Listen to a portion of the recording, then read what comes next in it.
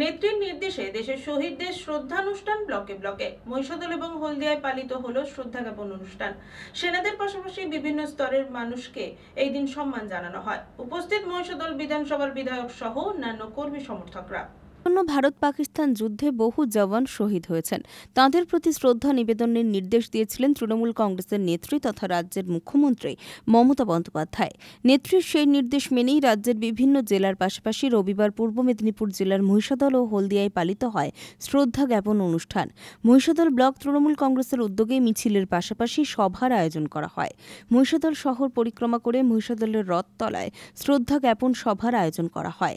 সেই সভা থেকে ভারত রক্ষায় যুক্ত সেনাদের পাশাপাশি বিভিন্ন স্তরের মানুষকে সম্মান জানানো হয়। উপস্থিত মহিষাদল বিধানসভার বিধায়ক তিলক কুমার চক্রবর্তী, মহিষাদল ব্লক তৃণমূল কংগ্রেসের সভাপতি সুদর্শন মাইতি সহ অন্যান্যরা। আমরা যখন কর্তব্য করি তখন কোনোদিনই মনে থাকে না ও কোন সম্প্রদায়ের, ও কোন জাতির। কিন্তু আজকে ভারতবর্ষকে কুরে কুরে খাচ্ছে। বাংলার নেত্রী জননেত্রী মমতা বন্দ্যোপাধ্যায় যখন লন্ডনে গেলেন বাণিজ্য সম্মেলন করতে, বাংলাকে উজ্জীবিত করতে, ভারতবর্ষকে সম্মানিত করতে, বাপুজির পূর্ণায়ন মূর্তি দেখে বাপুজির পায়ে হাত দিয়ে বললেন, বাপুজি সংবিধান বড় বিপন্ন, তুমি শক্তি দাও, অশুভ শক্তির বিনাশ ঘটাও, ভারতবর্ষের সর্বমহত্ব সংবিধান রক্ষা করার শক্তি দাও আমাদের, আমরা যেন ভারতবর্ষকে রক্ষা করতে পারি, ভারতবর্ষের সংবিধানকে রক্ষা করতে পারি।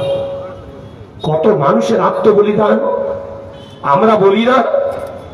এটা হচ্ছে রবীন্দ্র নজরুলের বাংলা।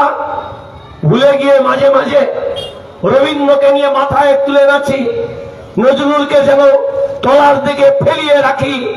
এটা কোনোদিন ভারতবর্ষের মানুষ ক্ষমা করবে না, এটা কোনোদিন বাংলার মানুষ ক্ষমা করবে না, বরদাস্ত করবে না।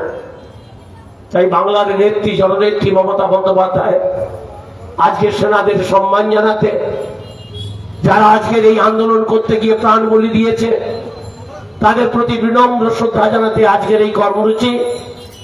যারা এসেছেন, বিশেষ করে কর্মরত যারা আছেন, আবার কর্ম থেকে যারা নিষ্ঠার সঙ্গে ভারতবর্ষের দায়িত্ব কর্তব্য পালন করে বর্ডার রক্ষা করেছেন, আমরা যারা